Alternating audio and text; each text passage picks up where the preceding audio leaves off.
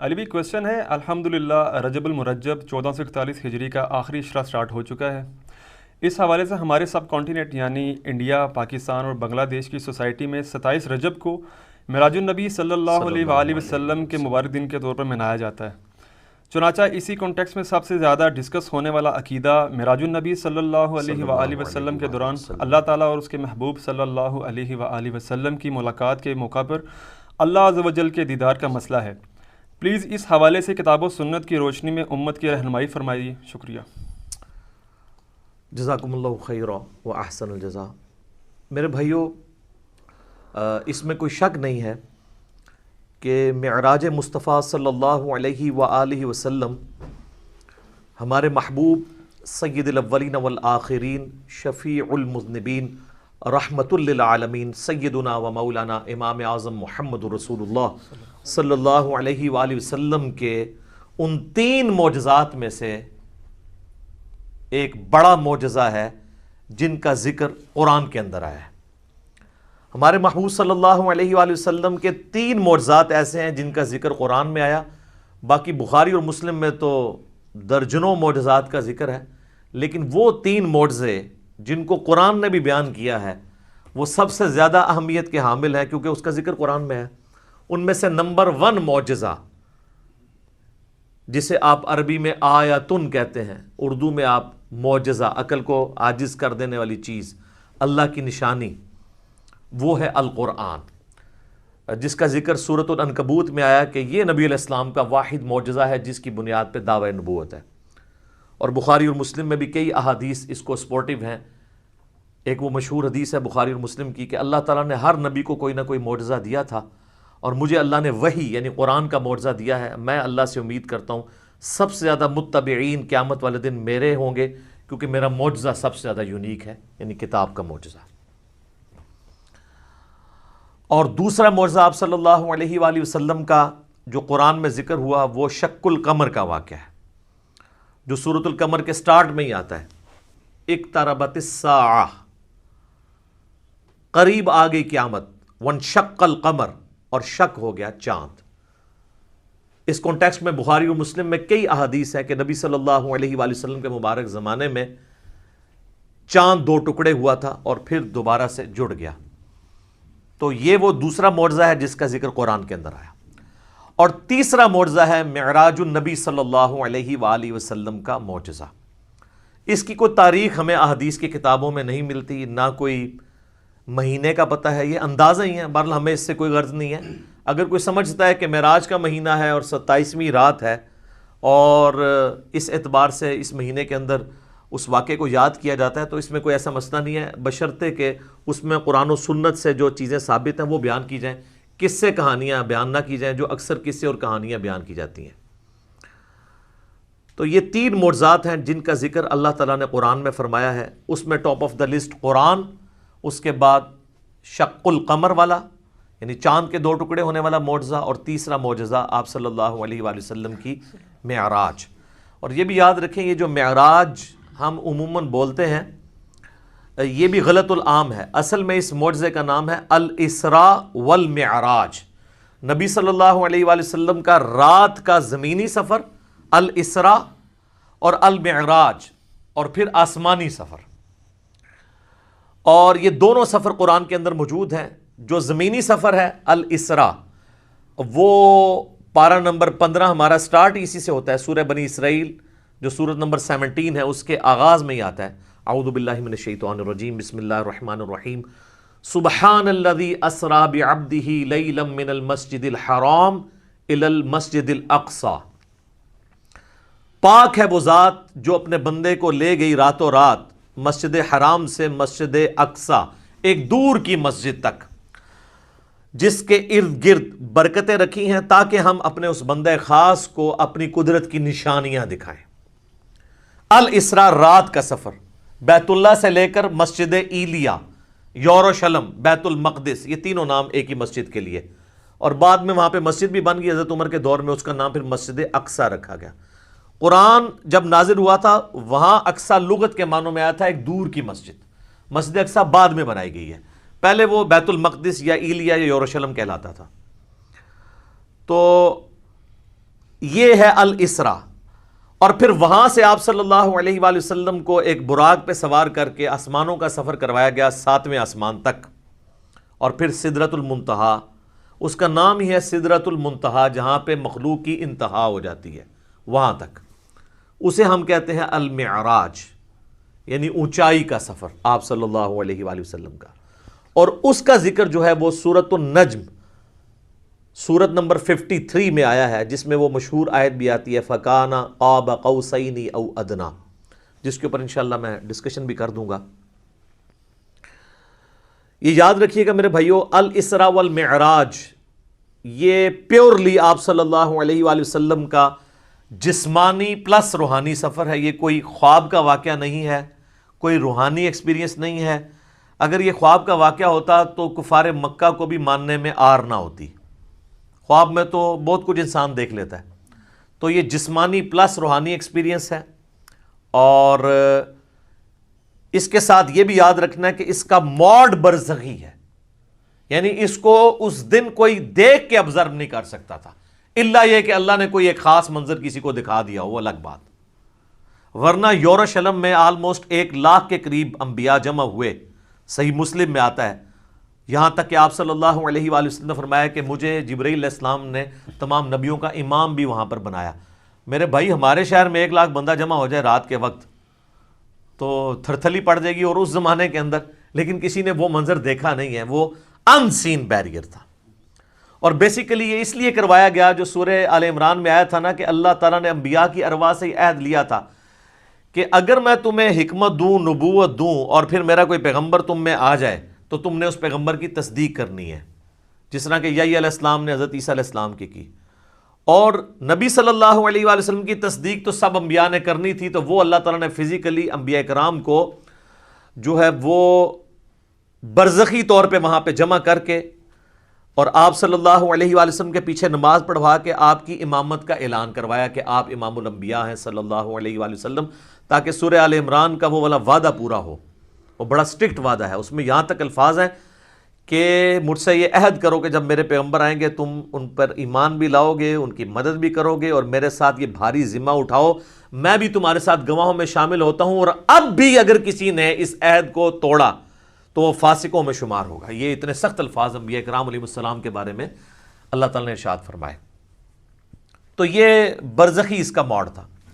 اب اگر کسی کو شوق ہے کہ جی میں یہ سارا واقعہ ایک ایک احادیث کے انٹرنیشنل نمبرز کے ساتھ دیکھنا چاہتا ہوں، خود سننا چاہتا ہوں، پڑھنا چاہتا ہوں، تو سننے کی حد تک تو ہم نے الحمدللہ اکتوبر 2015 میں، یہ آج مارچ 2020 چل رہی ہے، اکتوبر 2015 میں آلموسٹ سمجھ لیں 4.5 سال پہلے ڈیٹیل 3 لیکچر، مسئلہ نمبر 126 ABC، 3 نشستوں میں آلموسٹ 4.5 گھنٹے کی گفتگو ویڈیو میں ریکارڈ کروا دی ہے، ایک ایک حدیث کا میں نے انٹرنیشنل نمبر بھی بتایا، تو وہ آپ دیکھیں، ہم اس ویڈیو کے نیچے بھی اس کے ڈسکرپشن میں لنک لگا دیں گے۔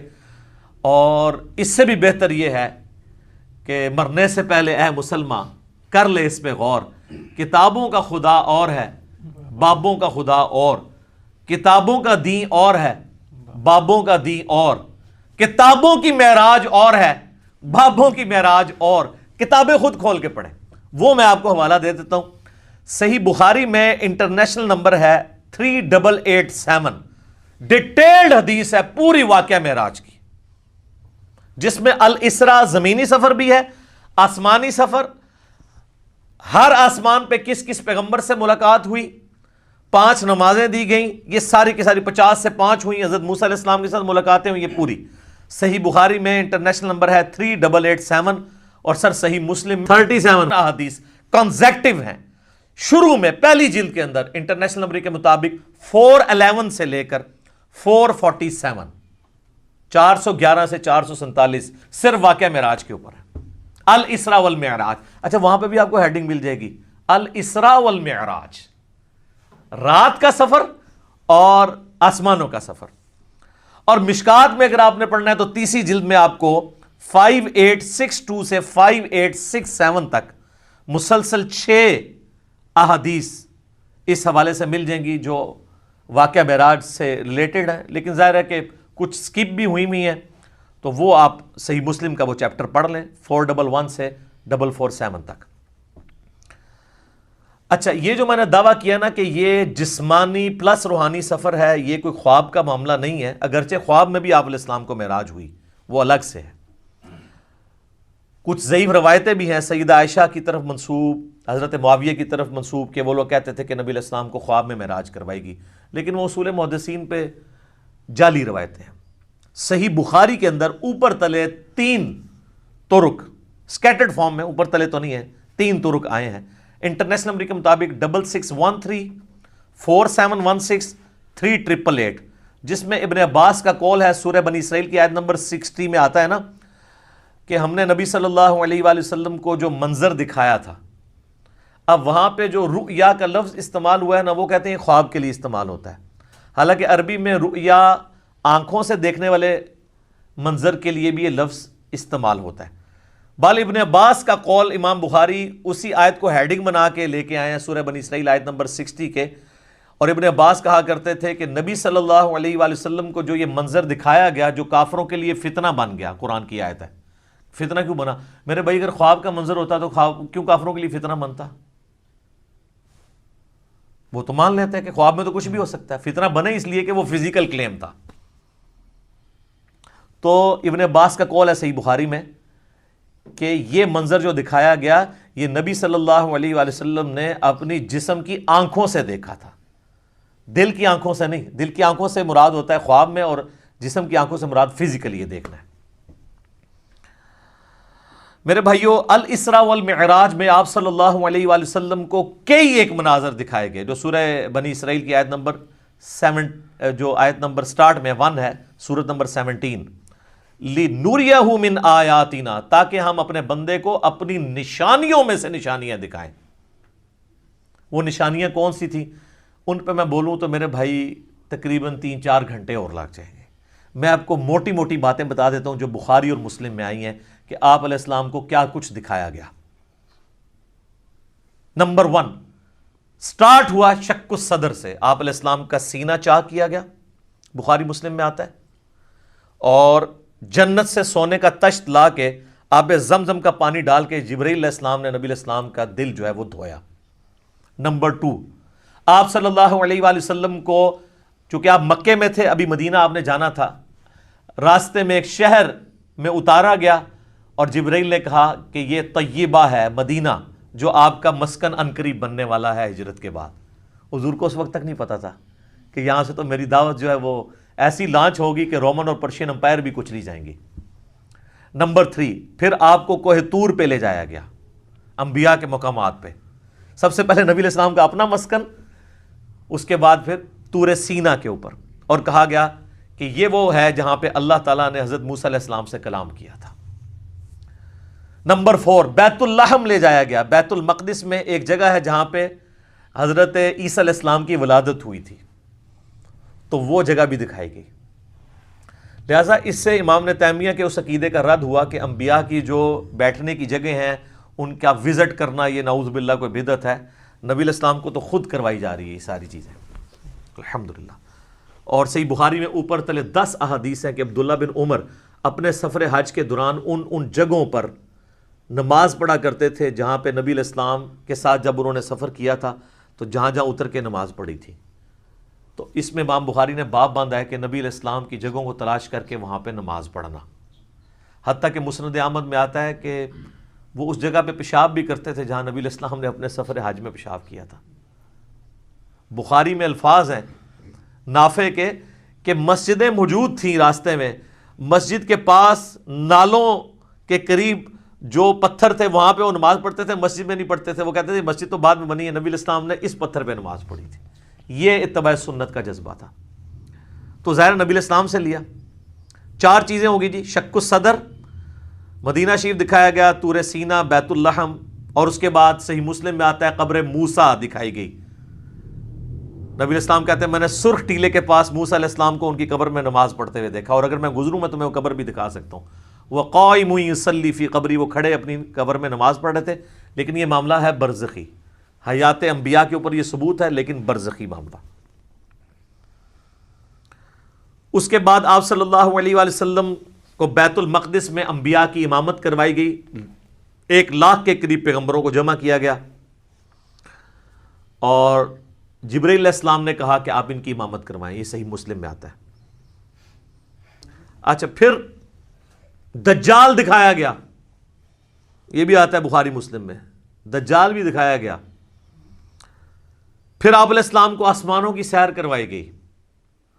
پہلے آسمان پہ آدم علیہ السلام سے ملاقات ہوئی، دوسرے پہ حضرت یحییٰ اور عیسیٰ سے، تیسرے پہ یوسف علیہ السلام سے، چوتھے پہ ادریس علیہ السلام سے، پانچویں پہ ہارون علیہ السلام سے، چھٹے پہ موسیٰ علیہ السلام سے، اور ساتویں پہ ہمارے جد امجد سیدنا ابراہیم خلیل اللہ علی نبینا علیہ الصلوۃ والسلام سے ملاقات ہوئی. اس کے بعد آپ علیہ السلام کو جنت اور دوزخ بھی دکھائی گئی. ٹائم میں ٹریول کروا کے جو مستقبل کا وقت تھا وہ پہلے دکھا دیا گیا. لوگ کہتے ہیں ابھی تو لوگ دوزخ اور جنت میں پہنچے نہیں، تو حضور نے کیا دیکھا؟ بھئی اللہ نے وقت. اور آپ یہ دیکھ لیں، یہ سب کچھ منظر کتنے زمانے میں طے ہوا ہوگا، لیکن ایک رات میں سب کچھ ہو گیا. صرف بیت المقدس اور خانہ کعبے کے درمیان جو فاصلہ ہے اس زمانے میں 40 دن کی مسافت تھی، وہی نہیں طے ہو سکتی تھی. اللہ اکبر. اسی لیے تو وہ آتا ہے نا المعجم الکبیر طبرانی کے اندر، اور دلائل النبوہ امام بیہقی کی کتاب کے اندر، اور کئی کتابوں کے اندر، کہ لوگوں نے آ کے حضرت ابوبکر کو کہا نا کہ تمہارا ساتھی تو یہ کہہ رہا ہے کافروں نے چھیڑنے کے لیے. اور انہوں نے کہا اگر وہ کہہ رہے ہیں تو میں تصدیق کرتا ہوں. تو اسی پر آپ کا لقب صدیق رکھا گیا کہ آپ علیہ السلام کی تصدیق کرنے والے. اس کے بعد بیت المعمور دکھایا گیا، بخاری مسلم میں آتا ہے. 7ویں آسمان کے اوپر اسی خانہ کعبہ کی سیدھ میں ایک گھر ہے جس کا طواف فرشتے کرتے ہیں، بیت المعمور، وہ دکھایا گیا. اور سب سے بڑھ کے آپ کو سدرۃ المنتہا تک لے جایا گیا. یہ آخری حد ہے. زمین سے جتنی مخلوقات ہیں یا فرشتے ہیں وہ بھی سدرۃ المنتہا سے آگے نہیں جا سکتے. اس کا نام ہی ہے انتہا، مخلوق کی انتہا ہے. باقی لوگوں نے آگے کہانیاں بنا لی ہیں کہ جی نبی علیہ السلام سدرۃ المنتہا سے بھی آگے چلے گئے. بالکل جھوٹ ہے. یہ آپ کی انتہا تھی. اور آگے پتہ نہیں کیا کیا کہانیاں بنائی ہوئی، کہتے ہیں عرش پہ جوتیوں سمیت چلے گئے. یہ تو اتنا بڑا جھوٹ ہے کہ احکام شریعت میں احمد صاحب بریلوی صاحب نے لکھا ہے کہ یہ جو معرج النبوہ کتاب جس میں یہ باتیں لکھی ہیں، یہ ہے تو سنی عالم ہے لیکن ہر طرح کی جھوٹی سچی روایتیں لکھ دیتا ہے. یہ محض باطل بات ہے کہ نبی علیہ السلام اپنی مبارک جوتیوں کے ساتھ عرش پہ گئے ہیں. یہ اعلیٰ حضرت نے لکھا ہے کہ یہ جھوٹی بات ہے. تو عرش پہ جانے والی کوئی بات نہیں ہے. ہاں قصے کہانیوں میں آپ مزے لے لے کے بیان کریں. اور جب ہم پوچھتے ہیں کہاں لکھا ہے، وہ کہتے ہیں سعدی شیرازی کے شعر نہیں آپ نے پڑھے، مولانا روم کے شعر نہیں پڑھے. ہم کہتے ہیں میرے بھائی ہم تو آپ کو چیخ چیخ کے یہی تو کہہ رہے ہیں کیا کہ مرنے سے پہلے ہے مسلمان، کر لے اس پہ غور. کتابوں کا خدا اور ہے، بابوں کا خدا اور. کتاب میں سے کوئی نکالے نا بات جہاں پہ لکھا ہو. پھر ڈاکٹر صاحب تو آپ کو پتا ہے طاہر القادری صاحب تو وہ کہتے ہیں کہ وہ دروازہ کھولا حضور نے حضور کے لیے، پھر کہا کہ آپ اندر آ جائیں، حریم ناز میں آ جا. وہ پتہ نہیں کیا عشق مشوقی کا انہوں نے ایک، اور بلکہ وہ بغل گیر پتہ نہیں کیا کچھ انہوں نے کیا ہے. اور طارق جمیل صاحب نے بھی اسی سے ملتی جلتی باتیں کی ہیں. وہ قاب قوسین او ادنا وہ پوری کر کے بتاتے ہیں. انشاءاللہ اینڈ پہ ڈسکس کرتا ہوں. تو میرے بھائی یہ کتابوں کی بات ہو رہی ہے.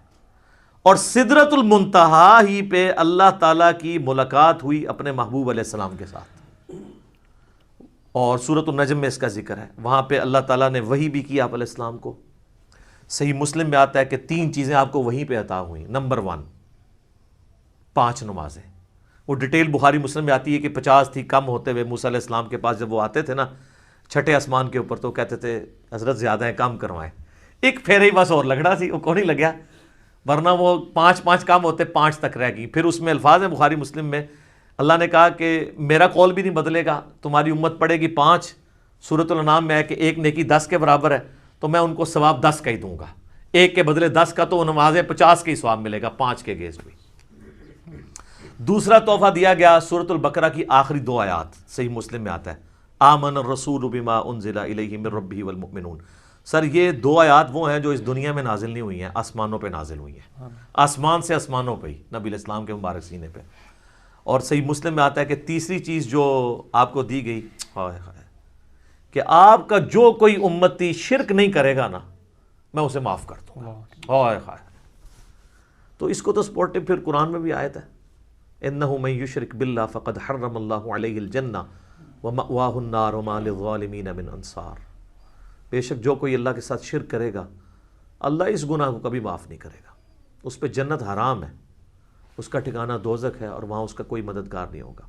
حتیٰ کہ بخاری مسلم کی حدیث ہے کہ اللہ نے ہر نبی کو کوئی نہ کوئی دعا دی تھی، اس نے اس دنیا میں ہی دعا کر لی. حضرت نوح نے دعا کی، اس کی وجہ سے ان کی قوم ہلاک ہوگی. میں نے اپنی دعا چھپا کے رکھی ہے قیامت کے دن کے لیے. میں اس دعا سے اپنی امتیوں کے لیے شفاعت کی دعا کروں گا، اور میری دعا سے ہر میرے امتی کو نفع پہنچے گا سوائے اس شخص کے جس نے دنیا میں اللہ کے ساتھ شرک کیا ہوا. شرک is the most sensitive issue in the sight of اللہ.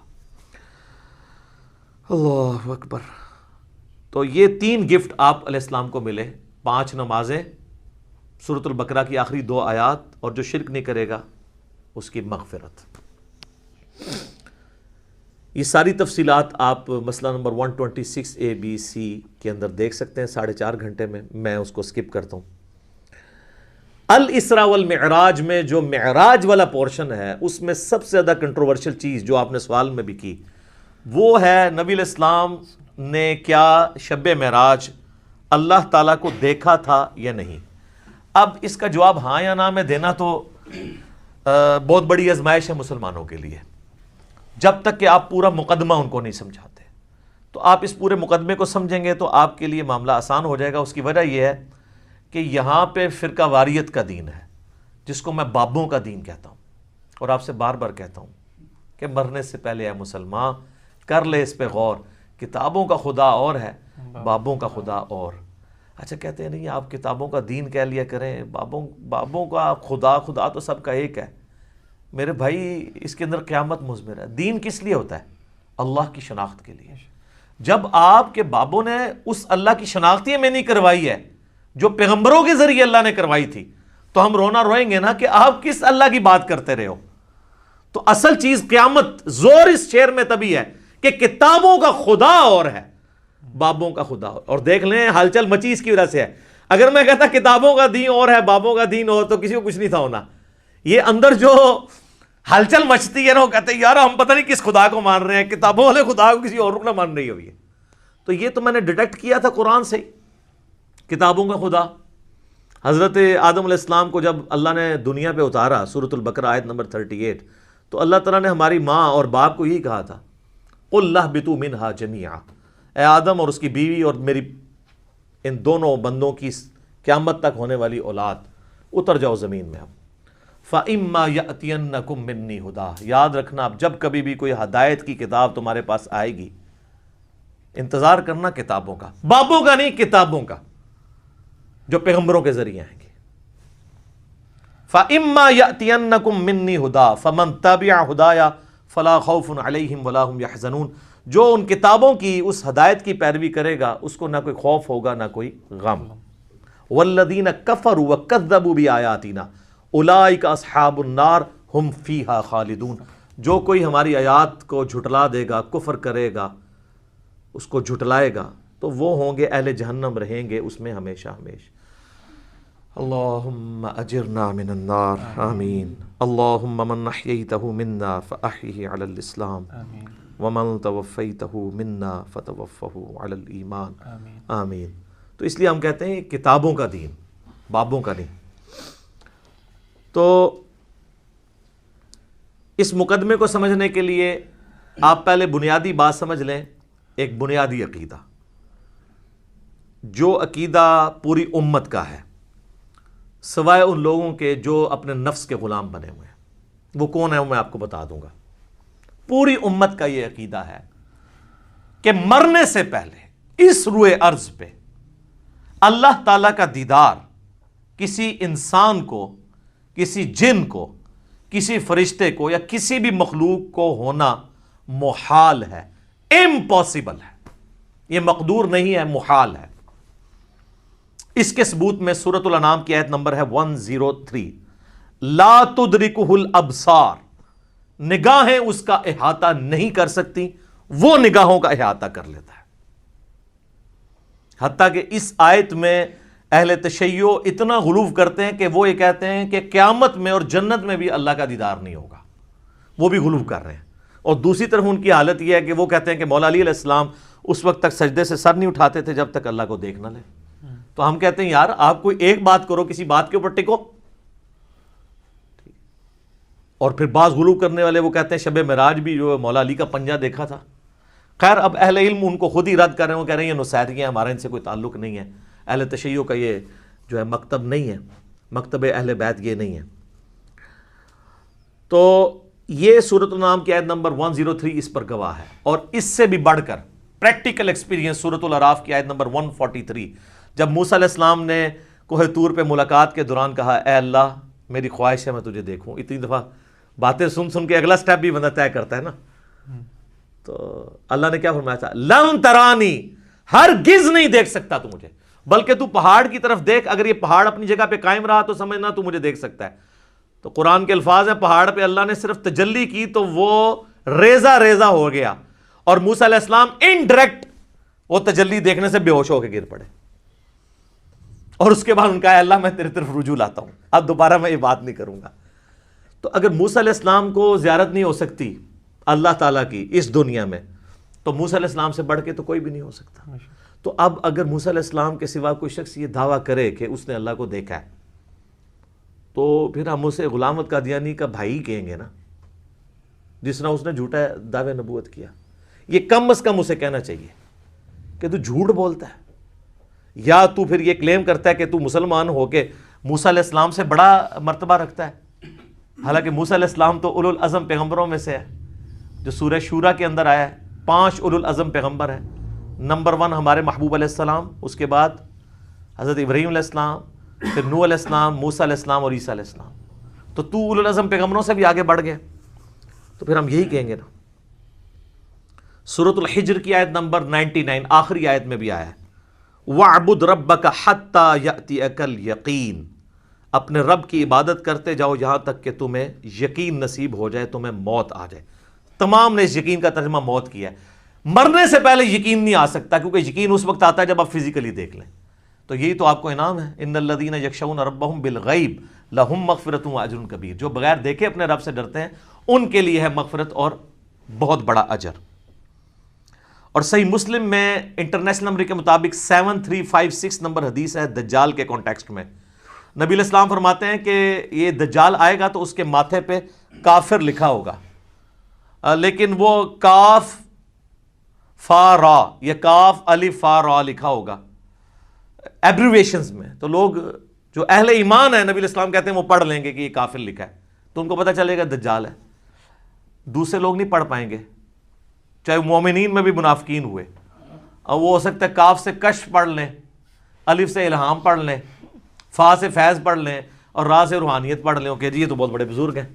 اچھا اس حدیث میں 7356 میں آتا ہے کہ نبی علیہ السلام نے فرمایا کہ وہ خدائی کا دعویٰ کرے گا دجال, یاد رکھو تم میں سے کوئی شخص اپنے رب عز و جل کو نہیں دیکھ سکتا یہاں تک کہ اسے موت آ جائے. یہ الفاظ ہیں. کیا مطلب کہ مرنے سے پہلے کوئی اللہ کو نہیں دیکھ سکتا, مرنے کے بعد دیکھیں گے انشاءاللہ. انشاءاللہ. تو مرنے سے پہلے آپ نہیں دیکھ سکتے. تو آپ بھی مرنے سے پہلے ہے مسلمان, کر لے اس پہ غور. کتابوں کا خدا اور ہے, بابوں کا خدا اور. اب آپ سوچ رہے ہوں گے بابوں نے کیا کام ڈالا ہوا ہے, تو اے ہوں آگے جو کام کی پایا جو انہوں نے, اے دے تسی کتابوں نے خدا دی تعریف سن لی. بابوں نے کیا کام ڈالا ہے جناب, تذکرۃ الاولیاء شیخ فرید الدین عطار المتوفی 627 ہجری کی کتاب ہے, جو بریلوی اور دیوبندی دونوں چھاپ رہے ہیں, اور کہہ رہے ہیں سارے اولیاء کے حالات زندگی اس میں لکھے ہوئے ہیں. ایسی کو کتاب نہیں, اس میں بایزید بستامی کی معراج لکھی ہوئی ہے, المتوفی 261 ہجری. ان کا امام ابو یزید بستامی اور میرا امام ابو الحسین مسلم بن حجاج القشیری المتوفی 261 ہجری. وہ بھی 261 میں فوت ہوئے ہیں, یہ بھی 261 میں فوت ہوئے ہیں. تو وہ کہتے ہیں انہوں نے معراج میں وہ عرش تک پہنچ گئے اور اللہ کو دیکھا, مشاہدہ کیا, اور باقاعدہ چیپٹر ہے بایزید بستامی کی معراج تذکرۃ الاولیاء میں. بخاری مسلم کو چھوڑ کے ان کے پیچھے پڑے ہوئے ہیں. اور یہ آپ کو حوالے اس کے تذکرۃ الاولیاء کے فضائل اعمال میں ملیں گے, فضائل سنت میں بھی, تبلیغی جماعت کی کتاب میں بھی, دعوت اسلامی کی جماعت کی کتاب میں بھی. یعنی دونوں بھاری فرقے بریلوی اور دیوبندی اس کو لے کے چل رہے ہیں. پھر کشف المحجوب جو اس سے بھی پہلے لکھی گئی 200 سال پہلے, علی بن عثمان حجویری المتوفی 465 ہجری, انہوں نے کشف المحجوب میں بایزید بستامی کے بارے میں کلیم کیا ہے کہ وہ جب حج کرنے کے لیے گئے تو پہلی دفعہ گئے تو صرف کعبہ دیکھا تو کہتے ہیں میرا حج نہیں ہوا، اگلی دفعہ گئے تو کعبہ بھی دیکھا اور کعبے کے رب کو بھی دیکھا تو کہتے ہیں پھر بھی میرا حج نہیں ہوا، تیسری بار گئے تو صرف اللہ کو دیکھا، کعبہ ہی غائب تھا، تو ان کا اب میرا حج ہوا ہے۔ فزیکلی دیکھا۔ اگر کہتا نہیں کہ خواب میں دیکھنا ہے تو سر میرا معصومانہ سوال ہے کہ خواب کا پیکج موسیٰ ابن عمران علیہ السلام کو آفر کیوں نہیں ہوا، جن کو سورۃ الاعراف کی آیت نمبر 143 میں کہا گیا لن ترانی، موسیٰ تو مجھے نہیں دیکھ سکتا، انہوں نے آگے سے توبہ کی۔ تو اگر بازید والا عقیدہ ان کا ہوتا تو کہتے ہیں اللہ توبہ خواب ہی کرا دے، بازید نو تے بائی کرانی ہے نا، کہانیاں جھوٹ کوڑ۔ ہن مزہ آیا۔ حضرت ابو ہریرہ نو بھی غصہ آندا سی تو اپنی حبشی لینگویج وچ بول دے سن، کوڑ، پنجابی کہتے ہیں جھوٹ نو۔ اچھا جی، شیخ زکریا کاندلوی نے کتاب لکھی ہے فضائل حج۔ حاجیوں کو تبلیغی جماعت والے بےچارے میرے بولے بھائی، تبلیغی جماعت میری جماعت ہے، کافی سارے لوگوں کو اب بات سمجھ آ گئی ہے الحمدللہ، ہم محبت کرتے ہیں ان کے جذبے کی، لیکن یہ کچھ آپ کی کتابوں میں میرے بھائی لکھا ہوا ہے۔ فضائل حج میں لکھا ہوا ہے سر، اتنا مزیدار واقعہ ہے یہ، ابھی تک ویسے میں نے نا کسی ویڈیو میں بیان نہیں کیا، آج آپ سنیں اور مزہ لیں۔ وہ لکھتے ہیں کہ جی محدث عبد الرزاق مسجد نبوی میں بیٹھ کے درس حدیث دے رہے تھے۔ آپ پتہ محدث عبد الرزاق کون ہے؟ امام بخاری اور امام مسلم کے استاد ہیں جی، بخاری مسلم نے ان سے حدیثیں لی ہوئی ہیں محدث عبد الرزاق سے۔ یہ وہی ہیں جن کی مصنف عبد الرزاق ہے، دو ہیں نا کٹھی لکھی کی، مصنف ابن ابی شیبہ اور مصنف عبد الرزاق۔ سر اے او جے اے عبد الرزاق تھوڑا کرکٹر نہیں ہے، پاویں سمجھو۔ محدث عبد الرزاق بیٹھے ہوئے 3 صدی ہجری کے اندر بڑے اماموں میں سے وہ حدیثیں بیان کر رہے ہیں، تو وہ کہتے ہیں ایک بزرگ کا بیان ہے کہ ان کو حضرت خضر علیہ السلام کی ملاقات ہوئی۔ حضرت خضر علیہ السلام کے اوپر میرا کلپ دیکھ لیں، اللہ فضل تب یہ صاف ہو جائے گی۔ تو کہتے ہیں وہ بزرگ کہتے ہیں کہ مجھے ایک دن خضر کی ملاقات ہوئی مسجد نبوی میں، تو میں نے کہا کہ خضر یہ بتائیے آج تک آپ کو کوئی ایسا شخص ملا ہے جو مرتبے میں آپ سے بھی بڑا ہو؟ ہائے ہائے ہائے ہائے۔ ان کا ہاں جی ایک بندہ ملا ہے۔ ان کا جی کیسے؟ وہ کہتے ہیں جی ایک دن میں مسجد نبوی میں تھا۔ اچھا، حضور کی پوری زندگی میں حضرت خضر کو توفیق نہیں ہوئی ہے مسجد نبوی میں جانے کی، جو ان کے خضر ہیں جھوٹے۔ حضور کی وفات کے بعد وہاں حالانکہ قرآن میں تو سورہ آل عمران میں حکم تھا کہ اے پیغمبرو جب میرا پیغمبر آ جائے تو تم نے اس کی مدد بھی کرنی ہے۔ نہ غزوہ بدر لڑی، نہ احد لڑی، نہ خندق لڑی، حضور دی وفات تو بعد مسجد نبوی بیٹھے ہیں۔ اچھا جی، کہانی ہے نا، خضر تو وہ ہے ہی نہیں ہے، میں نے بتایا، وہ آپ لیکچر میں دیکھ لیں۔ کہتے ہیں جی وہ حضرت خضر کہتے ہیں کہ ایک شخص بیٹھا ہوا تھا، محدث عبد الرزاق حدیثیں بیان کر رہے تھے، اور پاس ہی ایک نوجوان جو ہے نا وہ اپنا سر اپنے گریبان میں ڈالے بیٹھا ہوا تھا۔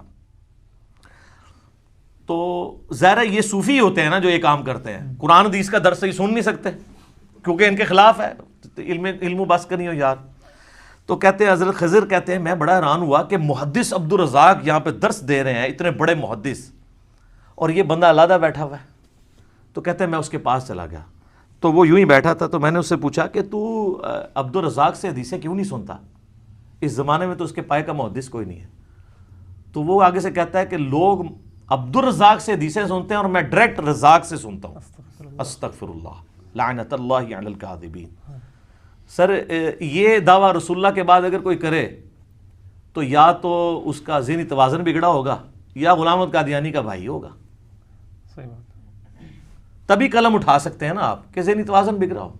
صحیح بخاری میں تعلیقاً مولا علی کا قول ہے، اور سنن ابن ماجہ میں مرفوع پوری مولا علی نے ہی نبی علیہ السلام سے روایت کیا کہ 3 لوگوں سے اللہ نے قلم اٹھا لیا ہے۔ نمبر 1 سویا ہوا شخص، نمبر 2 بالغ نابالغ، اور نمبر 3 مجنون، مجذوب، پاگل، جو مرضی کہہ دو، شطحیات والا۔ اچھا، وہ کہتے ہیں کہ جی وہ حضرت خضر پریشان ہو گئے کہ بھی یہ کیڑا جڑا کہتے ہیں ڈائریکٹ اللہ کو سننا۔ تو حضرت خضر کہتے ہیں میں نے پوچھا کہ اچھا تجھے اگر اتنا ایمان ہے تو بتا میں کون ہوں؟ تو کہتے ہیں جی اس نے کہا کہ نظر اٹھا کے کہا، انہوں نے کہا اگر میں غلط نہیں ہوں تو خضر ہے. کہتے ہیں میں ڈر گیا. تو کہا یہ مجھے ایک بندہ ملا جو مرتبہ میرے سے اوپر سے.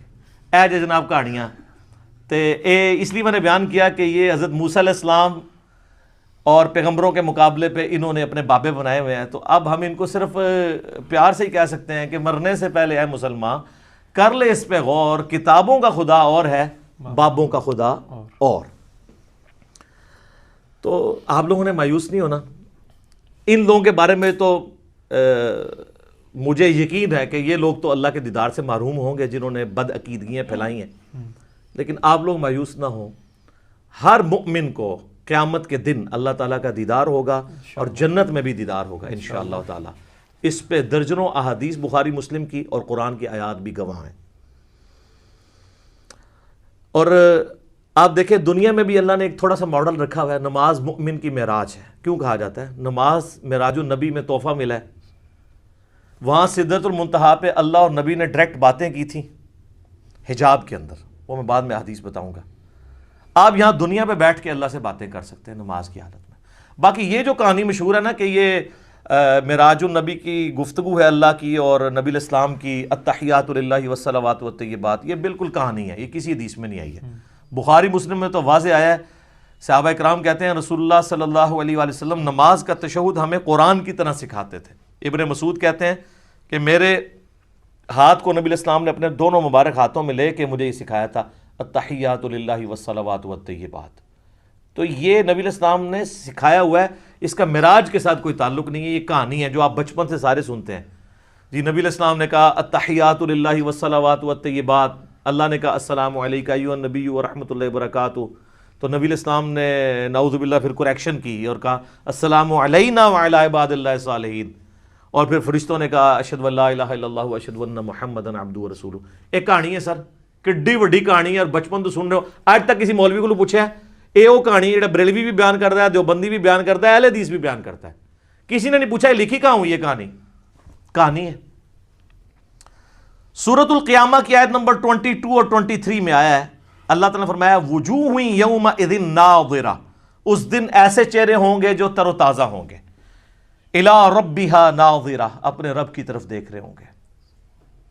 جو تر و تازہ چہرے ہوں گے وہ اپنے رب کی طرف دیکھ رہے ہوں گے.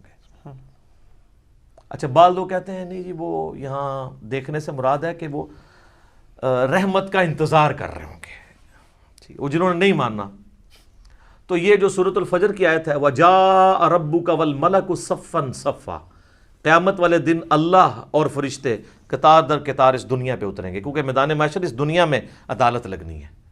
تو جیسا اللہ کی شان کے لائق ہے وہ زمین پہ اترے گا. اور پھر اس کا کلائمیکس ہے سورۃ المطففین آیت نمبر 15 کَلَّا إِنَّهُمْ عَنْ رَبِّهِمْ يَوْمَئِذٍ لَمَحْجُوبُونَ. اللہ تعالیٰ کافروں کے بارے میں فرماتا ہے کہ ضرور بالضرور اللہ کے جو منکر ہیں وہ اپنے رب کے دیدار سے اوٹ میں کر دیے جائیں گے قیامت والے دن. اچھا اللہ کے دیدار سے اوٹ میں کر دیے جائیں گے کافر، تو اس کے اندر کیا امپلائڈ ہے کہ اہل ایمان حجاب اٹھا دیا جائے گا، کیونکہ اللہ کے آگے تو کوئی حجاب نہیں آ رہا نا، اللہ کے سامنے تو کوئی چیز چھپی نہیں ہوئی ہے. یہ بندے اور اللہ کے درمیان حجاب ہے، کافر کے درمیان آ جائے گا، مومن کا اٹھ جائے گا. یہ واضح ثبوت ہے. لہذا شیعہ کا موقف جو ہے باطل ہے. بلکہ میں شیعہ کو دعوت دوں گا کہ اللہ کے بندو، ہماری نمازوں عبادات ان ساری چیزوں کا کیا حاصل ہونا ہے کہ اگر ہم جنت میں پہنچ جائیں اور تب بھی اپنے رب کو نہ دیکھ سکیں. بالکل. قرآن کی درجنوں آیات میں جو اللہ تعالیٰ بار بار کہتا ہے کہ بغیر دیکھے اپنے رب سے ڈرتے ہیں، تو یہ پردہ آخر اٹھنا ہے نا، کبھی اس دن اٹھنا ہے کہ جس دن اللہ تعالیٰ نے یہ امتحان میں آپ کو پاس کر دینا ہے کہ ہاں جی تم بغیر دیکھے ڈرتے تھے نا، اب اس کا انعام ہے، مجھے دیکھ لو. یہ تو امپلائڈ ہے اس کے اندر، ورنہ تو دین کی لذت ہی ختم ہے اگر قیامت میں جنت میں اللہ کا دیدار نہیں ہے. بخاری مسلم میں درجنوں احادیث ہیں.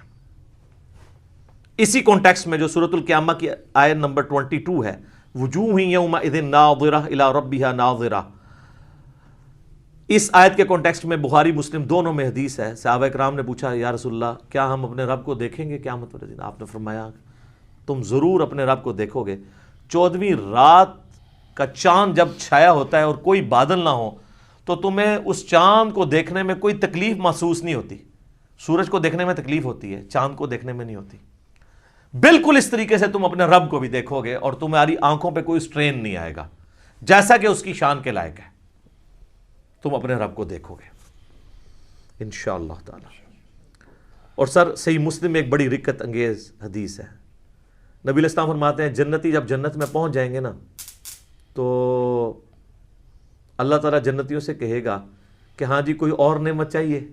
تو جنتی کہیں گے یا اللہ اس سے بڑی کیا نعمت ہے کہ تو نے ہمیں ہمیشہ کی دوزخ کے عذاب سے بچا لیا، ہمارے چہرے تر و تازہ کر دیے، ہمارا منہ مانگا انعام ہمیں دیا، ہمیشہ کی زندگی ہمیں دے دی، اس سے بڑی بھی ابھی کوئی نعمت باقی ہے؟ تو پھر اللہ تعالیٰ ان کو سرپرائز دیتے ہوئے اپنا اور بندوں کے درمیان حجاب اٹھائے گا اور لوگ اپنے رب کی زیارت کریں گے، اور جب وہ رب کو دیکھ لیں گے نا تو ان کو دنیا کی اور جنت کی ہر نعمت بھول جائے گی، وہ کہیں گے اصل نعمت تو یہ ہے، یہ اللہ نے سرپرائز میں رکھی ہوئی ہے جنت کے اندر۔ یہ صحیح مسلم میں حدیث ہے۔ پھر نبی علیہ السلام نے کہا کہ چاہو تو قرآن پڑھ کے دیکھ لو، سورہ یونس کی آیت نمبر 26 آپ نے تلاوت کی، للذین احسنوا الحسنى وزیادہ، جو لوگ نیکوکار ہیں اللہ تعالیٰ ان کے لیے بہتر اجر رکھے گا اور کچھ بڑھ کے بھی دے گا۔ وہ کہتے ہیں کہ بڑھ کے جو دے گا وہ یہ ہے سب سے بڑھ کے اللہ کا دیدار انشاءاللہ تعالی۔ اور پھر صحیح مسلم کی وہی حدیث جو دجال والی میں نے بیان کی 7356 کہ تم میں سے کوئی اپنے رب عز و جل کو نہیں دیکھ سکتا یہاں تک کہ وہ مر نہ جائے، تو مرنے کے بعد انشاءاللہ تعالی اللہ کا دیدار ہوگا۔ اور مرنے سے پہلے ہے مسلمان کر لے اس پہ غور، کتابوں کا خدا اور ہے بابوں کا خدا اور یقین کر جب تو یہ غور کرے گا نا تو تیرے اندر سے آواز نکلے گی کیا کہ نہ میں وابی، نہ میں بابی، نہ میں سو کالڈ وابی تے نہ میں بابیاں دا دفاع کرنے والا بابی، میں ہوں مسلم علمی کتابی انشاءاللہ تعالی۔ البتہ میرے بھائیو اس کائنات میں ایک ہستی ایسی ہے جسے اللہ تعالیٰ نے اس دنیا میں خواب کی حالت میں اپنا دیدار عطا کیا، اور اس اعتبار سے باقی ساری مخلوقات پہ فوقیت دی، اور وہ ہمارے محبوب سید الاولین والآخرین شفیع المذنبین رحمت للعالمین سیدنا و مولانا امام اعظم محمد رسول اللہ صلی اللہ علیہ وآلہ وسلم کی مبارک ذات ہے۔ اور یہ تو نبی الاسلام کے بارے میں خواب میں زیارت والا معاملہ، یہ تو میں حدیث آپ کو بعد میں بیان کرتا ہوں۔ آپ کے بابوں نے یہ دعویٰ امام حنیفہ کے لیے بھی کیا، وہ کہتے ہیں 100 دفعہ خواب میں زیارت ہوئی ہے۔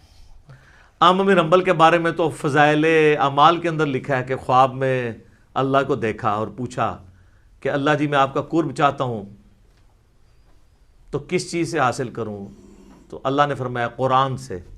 تو اگے امام احمد بن حنبل نے کہا کہ اللہ سمجھ کے کہ بغیر سمجھ کے؟ تو اللہ نے کہا کہ چاہے سمجھ کے چاہے بغیر سمجھ کے۔ کڈی کہانی خواب وچ ایہی چیز لینی سی۔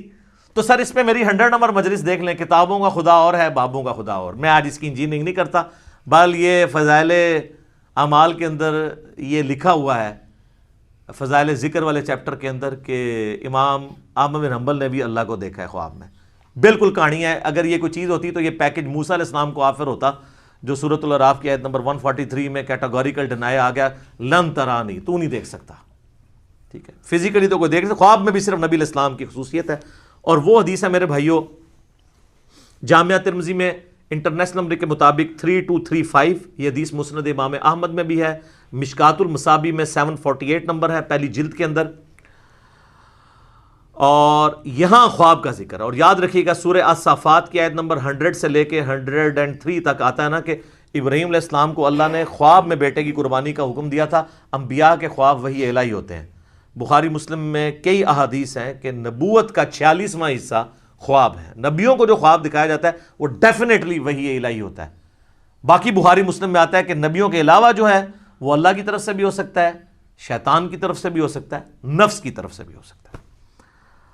تو یہ ترمذی میں جو حدیث ہے، مسند احمد میں بھی، مشکات المصابی میں بھی، اور اس حدیث کے ساتھ امام ترمذی نے لکھا ھذا حدیث حسن صحیح، یہ حدیث حسن صحیح ہے۔ اور امام ترمذی نے ساتھ لکھا کہ میں نے اپنے استاد امام محمد بن اسماعیل بخاری، امام بخاری سے پوچھا تو انہوں نے بھی فرمایا کہ یہ حدیث صحیح ہے، اگرچہ بخاری میں نہیں ہے لیکن اس حدیث کو امام بخاری نے بھی صحیح کہا ہے، امام ترمذی نے بھی صحیح کہا، شیخ البانی نے بھی صحیح کہا، شیخ شعیب ارنوت نے بھی صحیح کہا، شیخ زبیر لیزئی نے بھی صحیح کہا رحمہم اللہ اجمعین۔ بڑی لمبی حدیث ہے، میں اکثر بیان کرتا ہوں، جس میں نے وہ دعا بھی آپ کو بار بار کہی ہے کہ یاد کرو، اللہم انی اسألک فعل الخیرات و ترک المنکرات۔ اس میں الفاظ ہیں جو آج کی ضرورت ہے کہ میں نے خواب میں اپنے رب کو بڑی خوبصورت صورت میں دیکھا، اور پھر یہ بھی الفاظ ہیں کہ اللہ تعالیٰ نے میرے دونوں شانوں کے درمیان اپنا ہاتھ مبارک رکھا، اور میں اس کی تشبیہ بھی نہیں دوں گا کیونکہ لیس کمثلہ شیء، اللہ کی مثل کوئی شے نہیں، حتیٰ کہ میں نے اس کی انگلیوں کے پوروں کی ٹھنڈک اپنے قلب پہ محسوس کی جیسا کہ اس کی شان کے لائق ہے۔ باقی لمبی حدیث ہے، لیکن اس میں سے یہ پورشن میں نے بیان کرنا تھا کہ خواب میں نبی الاسلام کو زیارت ہوئی ہے۔ اب یہاں پہ یاد رکھیے گا، ایک بہت میں آپ کو کریٹیکل پوائنٹ دینے لگا ہوں۔ اگر کوئی شخص اللہ ہی کو دیکھ لے تو اب کائنات میں کوئی غیب ایسا رہ گیا جو اس کے لیے اٹریکٹیو ہو؟ اس سے بڑی تو کوئی چیز نہیں ہے۔ تو پھر قیامت والے دن نبی علیہ السلام کے لیے اللہ نے کیا انعام رکھا ہوا ہے؟ آپ کو تو دنیا میں مل گیا سب کچھ۔ ہمیں تو کہا گیا نا سورۃ الملک کی آیت نمبر 12 میں، ان الذین یخشون ربہم بالغیب لہم مغفرۃ و اجر کبیر، جو بن دیکھے اپنے رب سے ڈرتے ہیں ان کے لیے مغفرت اور بہت بڑا اجر ہے۔ اور آپ نے سن لیا کہ جنت میں اللہ کا دیدار، قیامت میں اللہ کا دیدار۔ تو نبی علیہ السلام نے اگر دنیا میں ہی اللہ کو دیکھ لیا تو نبی علیہ السلام کے لیے پھر کون سا انعام رہے گا؟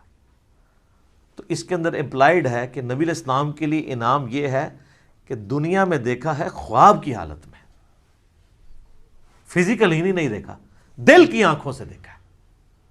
فزیکل دیکھنا ابھی باقی ہے ان کا بھی، وہ حضور کے لیے ابھی بھی غیب کی چیز ہے، تو آپ علیہ السلام کے لیے بھی انعام باقی ہے۔ تو جو لوگ اس دنیا میں حضور کا فزیکل دیکھنا مانگتے ہیں یا شب معراج فزیکل دیکھنا مانگتے ہیں، تو ان کے لیے علمی چیلنج ہے کہ پھر بتاؤ کہ نبی علیہ السلام کے لیے قیامت اور جنت میں اور کون سا انعام ہوگا اس سے بڑھ کے، اگر آپ اپنا سب سے بڑا انعام پہلے ہی اویل کر چکے ہیں۔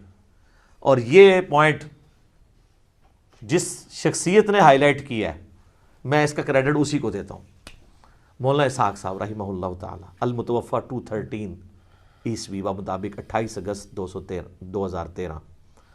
انہوں نے یہ چیز ہائی لائٹ کی تھی، اور یہ میں نے نہ آج تک کسی کتاب میں پڑھی نہ کسی اسکالر سے سنی۔ اسکالر نے بیچارے نے کیا بیان کرنا ہے، یہ مولانا اسحاق کو کریڈٹ جاتا ہے کہ انہوں نے یہ ایسا علمی، آپ کہتے ہیں وہ جس طرح وہ تاش میں کہتے ہیں نا یکا پھینکنا، کہ بتاؤ کہ اگر حضور نے بھی اللہ تعالیٰ کو فزیکلی دیکھ لیا جو تمہارا کلیم ہے، تو حضور علیہ السلام کے لیے تو اب کوئی چیز نہیں رہے گی باقی۔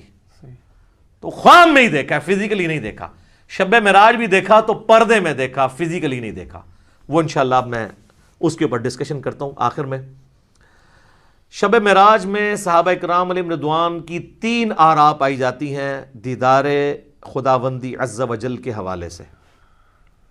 پہلی رائے یہ ہے جو صحیح بخاری اور صحیح مسلم میں سیدنا عبداللہ ابن مسعود رضی اللہ تعالیٰ عنہ سے جب پوچھا گیا کہ یہ جو سورۃ النجم کی آیت نمبر 9 ہے، فَكَانَ قَابَ قَوْسَيْنِ أَوْ أَدْنَىٰ، وہ دونوں اتنے قریب ہوئے کہ 2 کمانوں کے درمیانی فاصلہ بلکہ اس سے بھی کم۔ اور پھر اگلی آیت سورۃ النجم کی آیت نمبر 11، مَا كَذَبَ الْفُؤَادُ وَمَا رَأَىٰ، دل نے جو کچھ دیکھا اس کو جھٹلایا نہیں ہے۔ اور پھر سورۃ النجم کی ہی 18 نمبر آیت، لَقَدْ رَأَىٰ مِنْ آیَاتِ رَبِّهِ الْكُبْرَىٰ۔ ان 3 آیات کے بارے میں عبداللہ ابن مسعود سے جب پوچھا گیا تو بخاری مسلم کے الفاظ ہیں، انہوں نے کہا کہ یہاں تینوں جگہ پر مراد سیدنا جبرائیل علیہ السلام ہے، جن کو نبی علیہ السلام نے اپنی اصلی حالت میں دیکھا۔ ان کے 600 پر تھے اور سبز رنگ کا لباس انہوں نے پہنا ہوا تھا اور وہ افق پہ چھائے ہوئے تھے۔ اچھا، دوسری رائے ہے جو صحیح بخاری میں انس ابن مالک کی ہے، انٹرنیشنل نمبر کے مطابق 7517، وہ فَكَانَ قَابَ قَوْسَيْنِ أَوْ أَدْنَىٰ سے مراد اللہ اور اس کے نبی علیہ السلام کا قرب کہتے ہیں۔ لیکن اس حدیث میں ایک راوی ہیں شریک بن عبداللہ القاضی، سکہ راوی ہیں، لیکن امام مسلم صحیح مسلم میں انٹرنیشنل نمبر کے مطابق 414 نمبر حدیث میں لکھتے ہیں کہ شریک بن عبداللہ جو ہے نا، یہ معراج کی حدیثیں بیان کرتے ہوئے الفاظ کو کم زیادہ کرتا ہے۔ ابن حجر اسقلانی بھی کہتے ہیں کہ یہ شریک بن عبداللہ القاضی جو ہے، یہ جو روایت بیان کرتا ہے نا، یہ اس معراج کا ذکر ہے جو خواب میں ہوئی تھی۔ خواب میں بھی علادہ سے معراج ہوئی ہے، ایک فزیکل معراج ہے جس کو ہم ڈسکس کر رہے ہیں۔ اور بعض کہتے ہیں کہ یہ اس کو وہم لگا ہے جو بخاری میں الفاظ ہیں انس بن مالک کے. یہ تمام طرح کی چیزیں یعنی ملتی ہیں. بہرحال یہ انس بن مالک کا اگر موقف ہے، لیکن اس میں بھی دیکھنے کا ذکر نہیں ہے، صرف قرب کا ذکر ہے سدرۃ المنتہا کے موقع پر. تو کوئی حرج نہیں ہے اگر کوئی قرب کی بات کرتا ہے، دیکھنے کا پھر بھی یہاں پہ ذکر کوئی نہیں ہے. اچھا، انس بن مالک رضی اللہ تعالیٰ عنہ کے اس عقیدے کو سپورٹیو ابن عباس کی رائے ہے صحیح مسلم میں 437 نمبر حدیث میں. انہی 3 آیات سورۃ النجم آیت نمبر 9، 11 اور 18 کے بارے میں جب ان سے پوچھا گیا تو انہوں نے کہا کہ رآہ بفؤادہ مرتین، نبی علیہ السلام نے دل کی آنکھوں سے اپنے رب کو 2 دفعہ دیکھا، یعنی ان آنکھوں سے نہیں دیکھا. اور ابن عباس وہی ہیں جن کے بارے میں صحیح بخاری میں ہم پہلے سن چکے. وہ کہتے ہیں کہ واقعہ معراج جو ہے یہ آنکھوں کا ایکسپیرینس ہے، لہذا وہ آنکھوں کا ایکسپیرینس ماننے کے باوجود دل سے دیدار کی بات کر رہے ہیں. تو دل سے دیدار خواب کی حالت میں ہے، یہ اس کی بات کر رہے ہیں. واقعہ معراج والی میں بھی اگر کریں گے تو دل سے دیکھنے سے مراد کیا ہے، پھر وہ اس کو سپورٹیو اگلی حدیثیں آئیں گی سیدنا ابو ذر غفاری والی. لیکن یہاں پہ میں ایک حدیث بتاؤں، جامعہ ترمذی میں بھی مشکات میں بھی ہے کہ ابن عباس نے کہا لقد را محمد ربہ، بے شک محمد نے اپنے رب کو دیکھا. تو اکرمہ نے کہا کہ حضرت سورۃ الانعام کی آیت نمبر 103 ہے لا تدرکہ الابصار، اللہ کو تو آنکھیں دیکھ نہیں سکتی، تو آپ ہمیں کہہ رہے ہیں کہ نبی علیہ السلام نے اللہ کو دیکھا. تو فرمایا کہ یہ اس وقت ہے جب اللہ تعالیٰ اپنے نور کے ساتھ تجلی فرمائے. یہاں دیکھنے سے مراد دل سے دیکھنا ہے، تو وہ تو دل سے دیکھنا خواب میں دیکھنا جو ترمذی سے بیان کر دیا. تو ابن عباس بھی یہ مانتے ہیں کہ اللہ تعالیٰ کی جو نورانی تجلی، جو اللہ تعالیٰ کی ذات ہے، اس کو نبی علیہ السلام نے نہیں دیکھا. بعض لوگ ان حدیثوں سے سہارا لیتے ہیں لیکن اس کی ایکسپلینیشن اسی میں موجود ہے. پھر صحیح مسلم میں ایک حدیث ہے 443، ابو ذر غفاری کہتے ہیں کہ میں نے رسول اللہ سے پوچھا کہ نبی علیہ السلام یہ بتائیے کہ کیا آپ نے معراج میں اپنے رب کو دیکھا تھا؟ تو سر اب آپ لوگ بھی مان جائیں. رسول اللہ نے فرمایا کہ میں رب کو کیسے دیکھ سکتا ہوں، وہ تو نور ہے. کلیئر ہو گیا.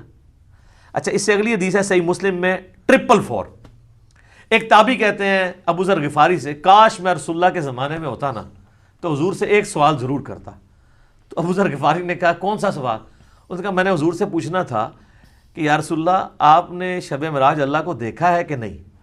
اس سے کم از کم یہ تو کلیئر ہوا کہ صحابہ کے زمانے میں بھی یہ بحثیں چلتی تھی، لہٰذا یہ آج کل جو ان باتوں میں کتاب و سنت بیان کرتے ہیں تو اس کو یہ صوفی ٹائپ لوگ کہتے ہیں یہ لوگ جو ہیں یہ وہابی ہیں، یہ گستاخ ہیں، یہ حضور کی کمزوریاں تلاش کرتے ہیں. ان کے لیے بہت بڑی پھکی ہے کہ یہ سارے پھر اس زمانے میں موجود تھے.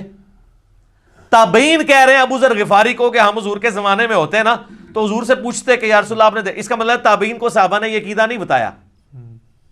Point to be noted. تو ابو ذر غفاری نے کہا او بچے تو نے کیا پوچھنا ہے، میں خود پوچھ چکا ہوں حضور سے.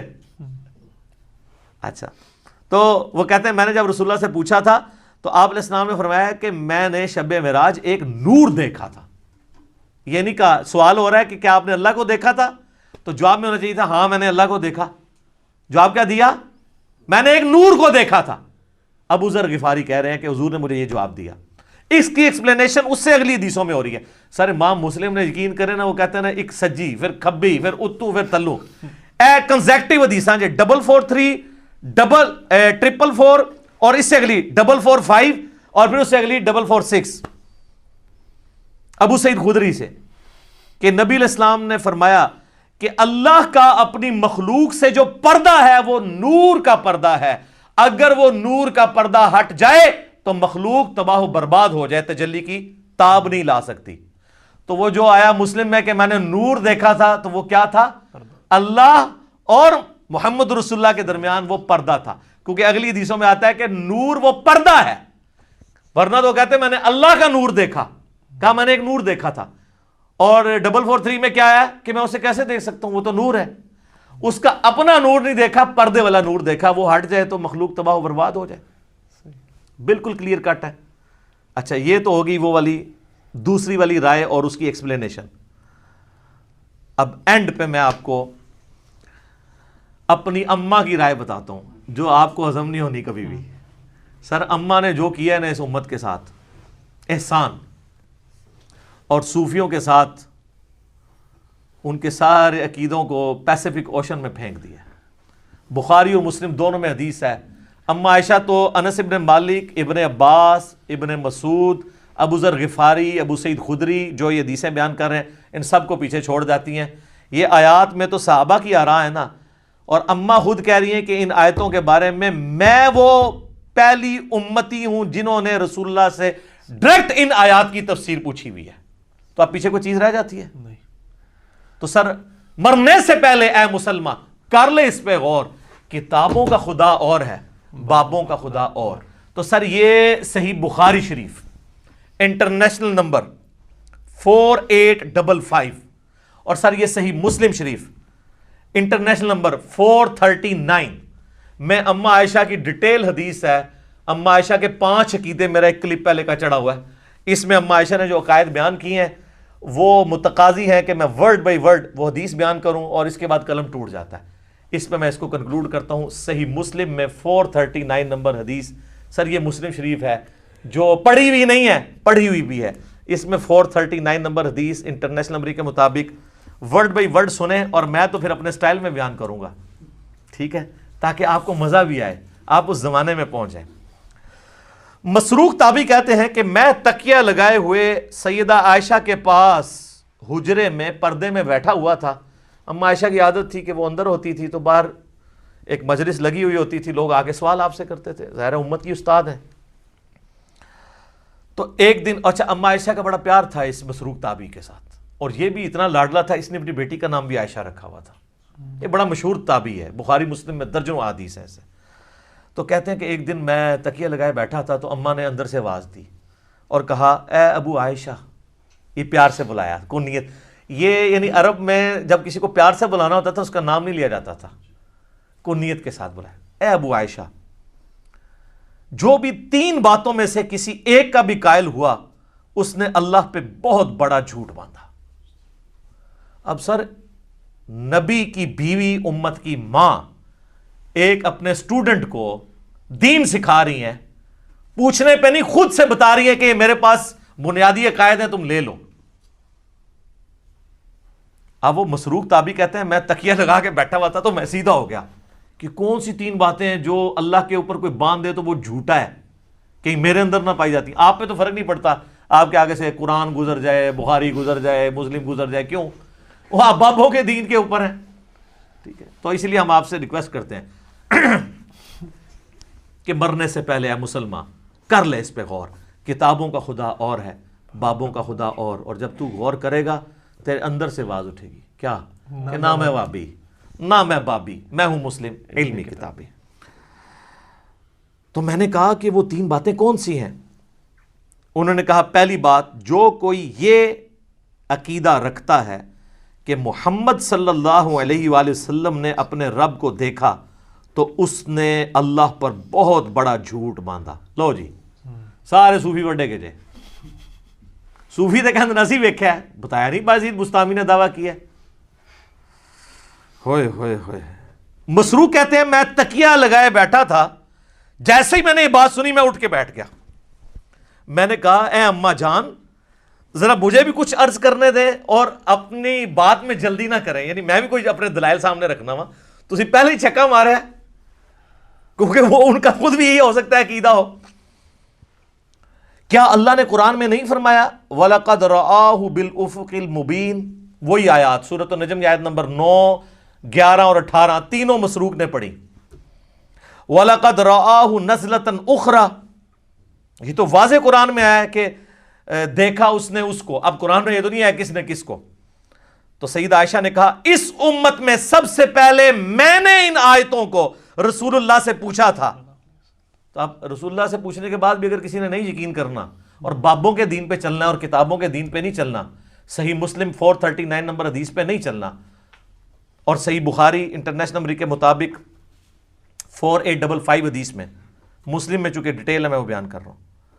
اچھا جی سن لیں، آپ جو رسول اللہ کو مانتا ہے اس کے لیے میں بیان کر رہا ہوں، جو بابوں کو مانتا ہے اس کے لیے تو میں کچھ نہیں کر سکتا.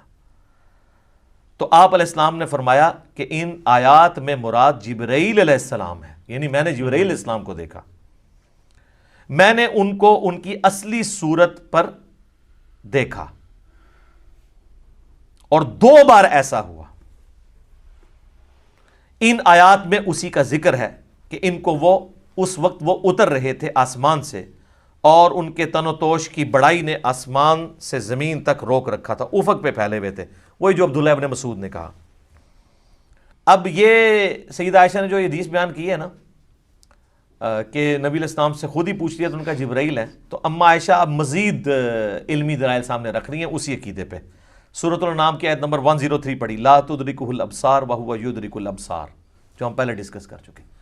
نگاہیں اس کا احاطہ نہیں کر سکتی، وہ نگاہوں کا احاطہ کر لیتا ہے۔ اور کہا مسروق تو نے یہ آیت نہیں قرآن کی پڑھی ہوئی؟ اور کیا تو نے یہ نہیں سنا کہ اللہ فرماتا ہے وما کان لبشر ان یکلمہ اللہ الا وحیا او من وراء حجاب او یرسل رسولا، سورہ شورى کی آیات، کہ کسی انسان کی تو یہ اہلیت ہی نہیں ہے کہ اللہ تعالیٰ اس سے کلام کرے سوائے اس کے کہ اس پہ وحی کر دے، یعنی چپکے سے اس کے دل میں بات ڈال دے، یا حجاب میں گفتگو کرے جس طرح کہ سدرۃ المنتہا پہ ہوئی، یا اس کی طرف کوئی رسول بھیجے یعنی جبرائیل علیہ السلام کو پیغمبر۔ تو حضرت عائشہ نے اپنی دلیل میں رسول اللہ کی بات بھی کی اور قرآن کی آیات بھی کوٹ کی، اور اماں تو سیدھی آیتیں ہی کوٹ کرتی تھی، ٹھیک ہے، حدیث بھی کوٹ کی ہے نا، کہہ دو اماں منکرین حدیث میں سے تھی، نہیں، پہلے انہوں نے حدیث کوٹ کی ہے، بعد میں قرآن کی آیات کوٹ کی ہے۔ مسروق دوسری بات یہ ہے کہ جو کوئی خیال کرے کہ رسول اللہ صلی اللہ علیہ وآلہ وسلم نے اللہ کی کتاب میں سے کچھ حصہ چھپا لیا تھا تو اس نے بڑا جھوٹ باندھا۔ اب ایسی سلسلہ خاص گلاں خاص نو، میرا پچھلے دن کلپ ریکارڈ ہو گیا حضرت ویسے کرنی والا اور علم لدنی والا، حضرت خضر علیہ السلام والا، وہ دیکھ لو، میں ساری کہانیاں نہ کھولی ہیں، تخت بلقیس والا بھی دیکھ لیں، سب کچھ ٹھپے گئے نا۔ تو اما عائشہ کہتی ہیں جس نے کہا نا رسول اللہ نے کچھ چھپا لیا تھا، یہ بھی کہتے ہیں خاص باتیں خاص لوگوں کو بتائی تھی، اس نے بھی اللہ پر جھوٹ باندھا۔ کیا تم نے قرآن میں اللہ کا فرمان نہیں سنا، یا ایھا الرسول بلغ ما انزل الیک من ربک وان لم تفعل فما بلغت رسالتہ، اے رسول اللہ جو آپ کی طرف نازل ہوا ہے اللہ کی طرف سے وہ اپنی امتیوں تک پہنچا دیں، اور اگر آپ نے نہ پہنچایا اس کو تو آپ نے رسالت کا حق نہیں ادا کیا۔ تو رسول اللہ نے سارا دین سب کو ٹرانسفر کیا۔ علم لدنی پہ میرا حضرت خضر علیہ السلام والا کلپ دیکھ لیں، میں نے پوری ان کی کہانیاں کھول کھول کے بیان کی ہیں بخاری مسلم سے، وہاں بھی آیت کوٹ کی تھی۔ اچھا، اور پھر کہا مسروق تیسرا عقیدہ یہ ہے کہ جو کوئی کہے کہ رسول اللہ یہ جان لیتے تھے کہ کل کیا ہونے والا ہے، یعنی آئندہ کا حال، علم غیب، تو اس نے بھی اللہ پر جھوٹ باندھا، کیونکہ اللہ تعالیٰ قرآن میں فرماتا ہے قُلْ لَا يَعْلَمُ مَنْ فِي السَّمَاوَاتِ وَالْأَرْضِ الْغَيْبِ إِلَّا اللَّهُ، اے نبی فرما دو آسمانوں اور زمین میں غیب کو کوئی نہیں جانتا سوائے اس کے۔ ہاں اس کے بتانے سے اگر کوئی غیبی خبر دے وہ الگ معاملہ ہے، لیکن مطلقاً علم الغیب اس کے ساتھ خاص ہے، عالم الغیب وہ ہے۔ اماں نے جناب تینوں عقیدے کلیئر کرتے، اور یہ بھی کہا کہ رسول اللہ صلی اللہ علیہ وآلہ وسلم سے میں نے خود تصدیق کی ہے، اور پھر قرآن کی آیات بھی کوٹ کی۔ تو ہم تو یہی کر سکتے تھے کہ کھول کھول کے چیزیں بیان کر دیتے، میرے خیال ہے اس کے بعد کوئی گنجائش نہیں رہی ہے۔ میں نے اس پہلے سوال کو تفصیلاً اس لیے بیان کیا تاکہ کسی کے ذہن میں اگر کوئی وسوسہ ہے تو وہ کلیئر ہو جائے، کیونکہ یہ رجب المرجب کا آخری عشرہ ہے، معراج کے اوپر باتیں ہو رہی ہیں، انشاءاللہ ہماری یہ ویڈیو اپلوڈ ہوگی۔ اور اب میں کیا کروں میرے بھائی، اتنے میں فی البدی حوالے اس میں دے دیتا ہوں کہ اس کے اوپر پھر ہمیں ریفرنسز لگاتے ہوئے ڈزنز آف ورکنگ آور چاہیے ہوتے ہیں۔ تو بہرحال میں نے اوورآل آپ کو ایک پورا جہاں پہ کریٹیکل نمبرز سے وہ بتا دیے ہیں، اور حوالے ہم اس میں نہ بھی لگائیں، آپ خود ان حوالوں تک پہنچ جائیں گے۔ اللہ تعالیٰ سے دعا ہے کہ ہمیں معراج مصطفیٰ صلی اللہ علیہ وآلہ وسلم کے بارے میں صحیح عقیدہ رکھنے کی توفیق عطا فرمائے، اور کتاب و سنت والا عقیدہ رکھنے کی توفیق عطا فرمائے، آمین ثم آمین۔ ٹھیک ہوگا؟